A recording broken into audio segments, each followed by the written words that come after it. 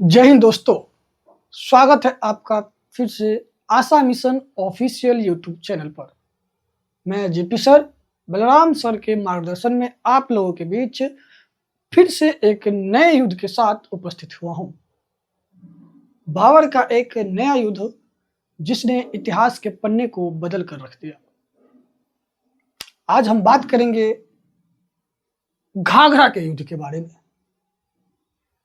एक ऐसा युद्ध जिसने भारत से अफगानों की शक्ति को कमजोर करने का काम किया। भारत से अफगान के साथ साथ अपना विस्तार पूर्वी भारत में भी करने का प्रयास किया। आइए जानते हैं हम घाघरा के युद्ध के बारे में।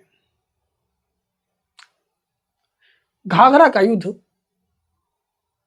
जो कि 1529 में बिहार और यूपी का बॉर्डर के पास एक डिस्ट्रिक्ट है, सारण डिस्ट्रिक्ट। क्या नाम है? सारण डिस्ट्रिक्ट।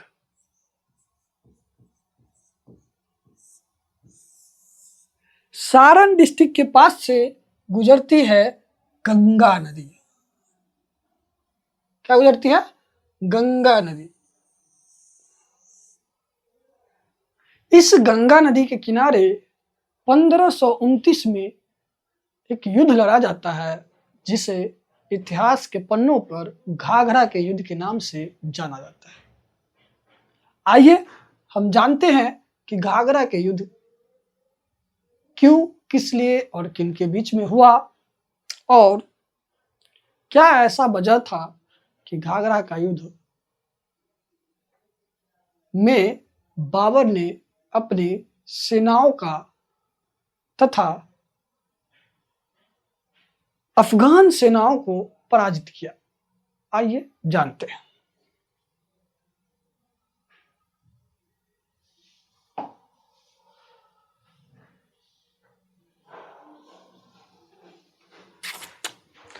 इस पीडीएफ से पहले आपको एक घाघरा को भारत के मैप पर दिखाता हूं, कहां है। जानते हैं बाबू, घाघरा कोई जगह का नाम नहीं है। घाघरा एक नदी का नाम है। किस चीज का? नदी का नाम है, जो कि नेपाल से निकलती है और उत्तर प्रदेश होते हुए बिहार के सारण डिस्ट्रिक्ट के पास गंगा नदी में आकर के मिल जाती है। गंगा नदी में आकर के मिल जाती है, बिहार के सारण में आकर के।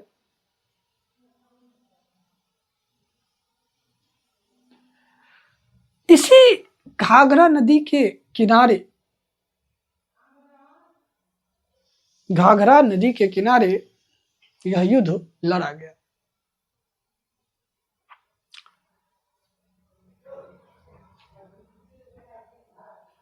देख सकते हैं आप,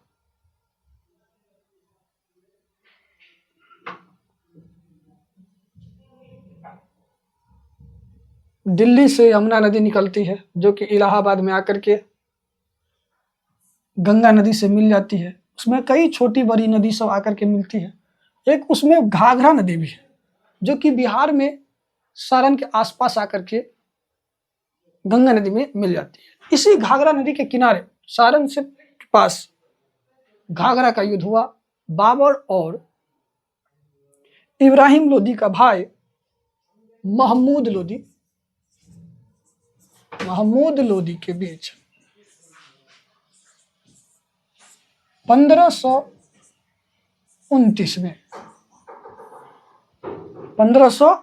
में इस घाघरा के युद्ध के बारे में हम जानेंगे। अरे यार, बोर्ड चलाने में प्रॉब्लम होता है, धीरे धीरे सीख जाएंगे। जानते हैं बाबू, जो घाघरा का युद्ध था इसके पीछे होने का रीजन इब्राहिम लोदी का भाई महमूद लोदी था। जब पानीपत का युद्ध हुआ, उस पानीपत के युद्ध में इब्राहिम लोदी हारा गया। इब्राहिम लोदी जब हारा, तब उसका भाई महमूद लोदी दिल्ली छोड़ करके बिहार आ गया। साथ में जब इब्राहिम लोदी मारा गया, तो महमूद लोदी ने खुद को अफगानों का सरदार घोषित कर दिया। अफगानों का सरदार घोषित कर दिया और बाबर को भारत से निकालने के लिए, बाबर को भारत से भगाने के लिए महमूद लोदी एक अफगानों का संगठन बना रहा था और बनाने का प्रयास कर रहा था। इस बात की भनक बाबर को लग गई। बाबर जानता था कि अगर अफगानों का फिर से संगठन बना तो यह मुगल वंश के लिए और मुगलों के लिए खतरा का काम करेगा। जब तक अफगान संगठित है, तब तक मुगल साम्राज्य सुरक्षित नहीं है। इस बात को बाबर भली भांति जानता था, जिस वजह से बाबर ने अफगानों के इस संगठन को तोड़ने के लिए 1529 में अपने सेना तथा तोपों के साथ बिहार के घाघरा नदी के पास पहुंचा, जहां इनका सामना महमूद लोदी के भाई इब्राहिम लोदी के भाई महमूद लोदी से होता है।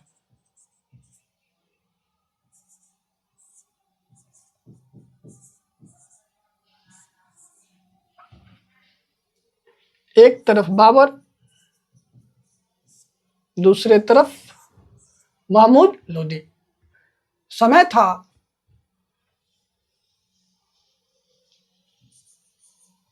6 मई 1529। 6 मई 1529 को महमूद लोदी की सेना और बाबर की सेना घाघरा नदी के किनारे युद्ध में भिड़ जाती है। इस युद्ध में बाबर की सेना ने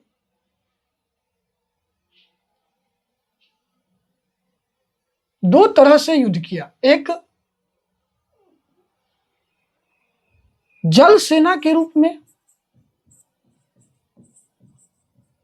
दूसरा थल सेना के रूप में। यानी कि जो बाबर की सेना थी वह घाघरा नदी के अंदर जल में जा करके और ऊपर थल में धरती पर से भी दोनों तरफ से युद्ध कर रही थी, जिस वजह से बाबर की सेना अफगानों की संगठित सेना पर भारी पड़ गई। एक बात जानते हैं बाबू, इस युद्ध में जो अफगानों की सेना थी उसका समर्थन बंगाल के जो सुल्तान था, बंगाल के जो सुल्तान थे, उसका इस अफगान सेना पर समर्थन था। बाबर ने जो बंगाल का शासक था उसको चेताया भी था, बंगाल के शासक को बाबर ने चेताया भी था, लेकिन जो बंगाल का शासक था वह बाबर के बढ़ती हुई प्रभाव को देखते हुए उसने सोचा कि क्यों ना हम अफगानों का साथ दें और बाबर को भारत से निकालने का प्रयास करें। हालांकि बाबर ने अफगान अफगानों की सेना और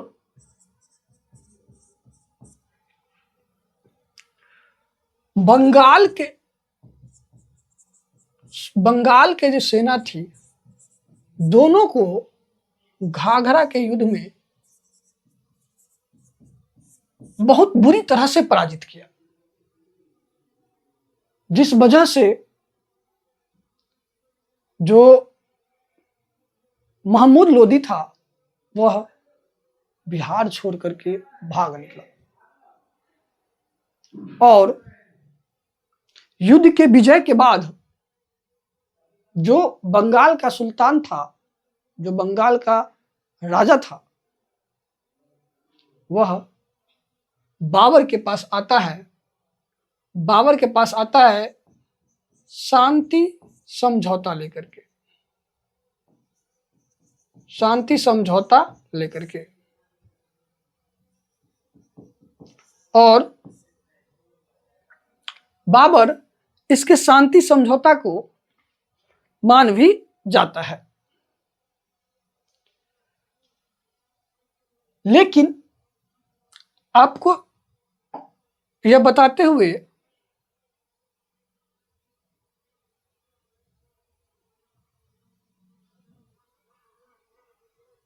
हमको खुशी होगी कि बाबर ने इस युद्ध के बाद भारत के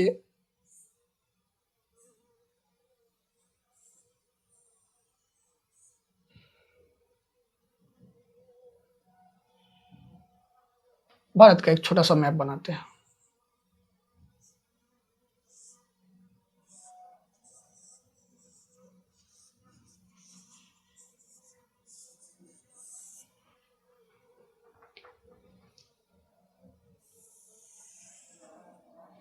वैसे तो हमको बनाने नहीं आता है भारत का मैप, बट प्रयास कर रहे हैं ताकि अच्छा बन जाए।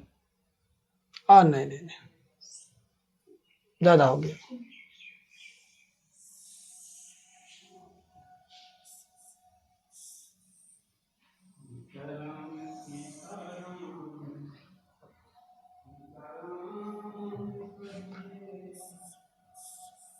कुछ इसी टाइप से समझिए।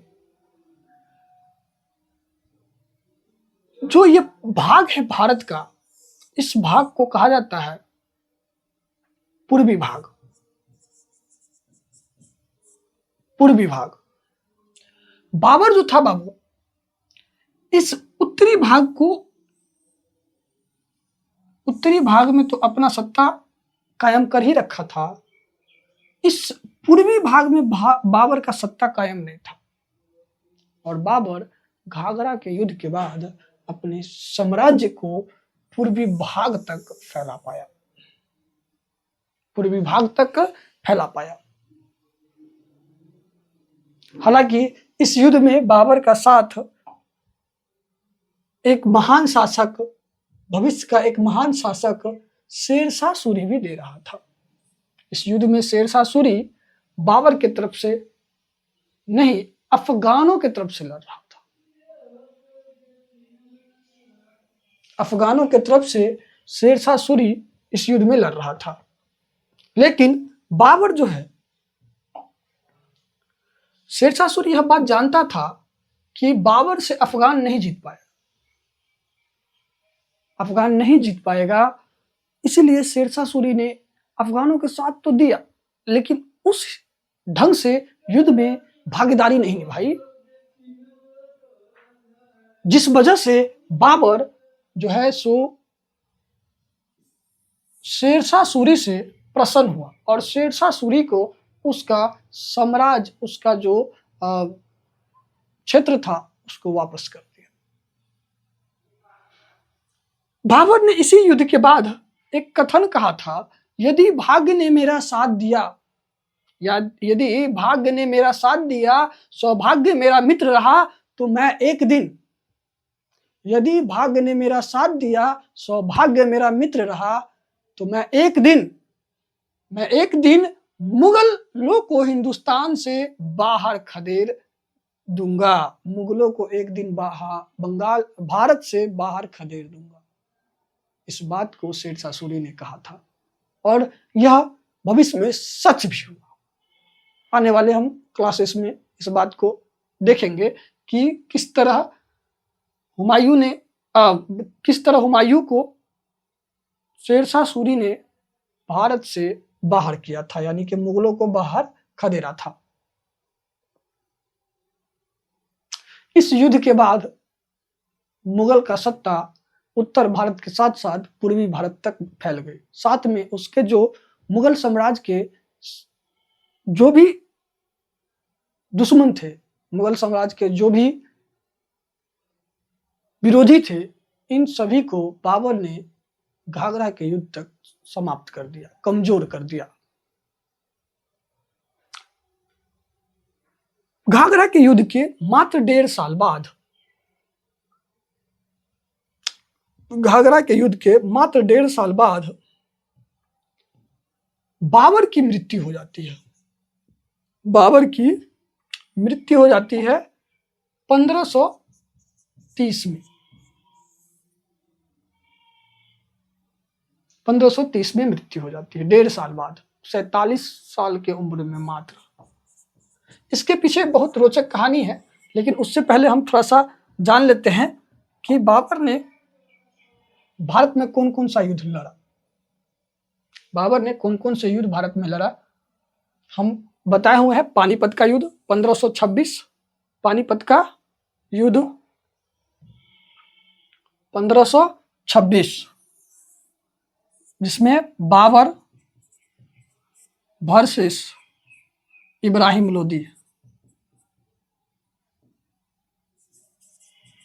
लोदी, दूसरा था खानवा का युद्ध, जिसमें बाबर वर्सेस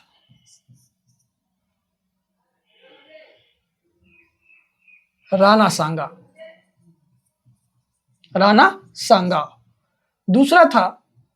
तीसरा था घाघरा का युद्ध, जिसमें बाबर वर्सेस इब्राहिम लोदी का भाई महमूद लोदी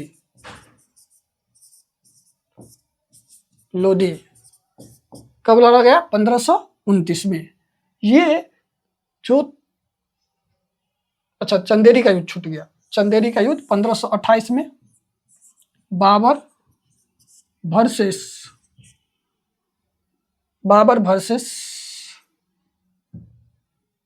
मेदिनी रॉय। ये जो 4 युद्ध था बाबू, बाबर के जीवन का सबसे महत्वपूर्ण युद्ध था। इस युद्ध के बाद बाबर ने भारत में मुगल सत्ता को विस्तारित करने का काम किया। इसी बात पे एक इतिहासकार है जिसका नाम है लेनपूल। इन्होंने कहा है कि बाबर एक महान योद्धा तो था, लेकिन साम्राज्य निर्माता नहीं। मतलब था कि बाबर ने युद्ध कर करके साम्राज्य को विस्तारित तो किया, लेकिन साम्राज्य को मजबूती नहीं प्रदान की। जिस वजह से लेनपूल ने कहा था कि एक महान योद्धा तो बाबर था ही, लेकिन यह एक साम्राज्य निर्माता नहीं था। एक सेकंड,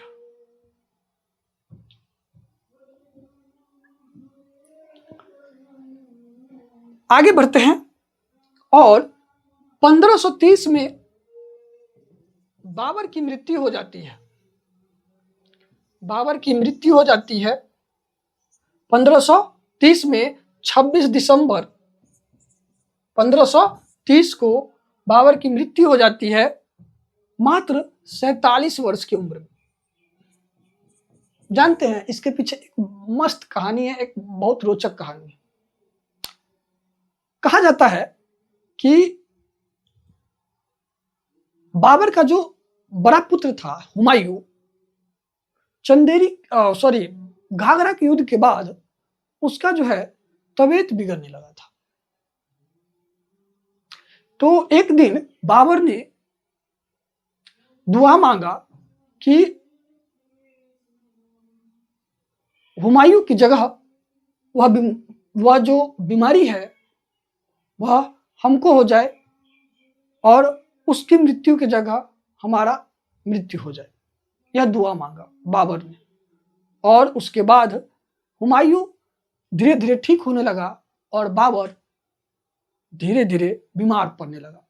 और अंततः 1530 में 26 दिसंबर 1530 में बाबर की मृत्यु हो गई। मृत्यु के बाद बाबर को आगरा के आराम बाग में दफनाया गया। लेकिन बाबर का जो था अंतिम इच्छा था कि उसे आराम बाग में ना मरने के बाद उसे काबुल में दफनाया जाए। तो अंतिम उसका जो है विश्राम, उसका पार्थिविक शरीर को, पार्थिविक अवशेष को उसको ले जाया गया काबुल। और काबुल में एक बाग है, बाग ए बाबर, वहां इसको दफनाया गया, पुनः इसको दफनाया गया। बाद में की बाबर को लेकर के हम एक नए नए रोचक कहानी किस्से लाते रहेंगे। बाकी आप बताइए कि आपको कैसा लगा हमारा यह क्लास, और अच्छा लगा तो please like, subscribe and channel को शेयर कीजिए। धन्यवाद।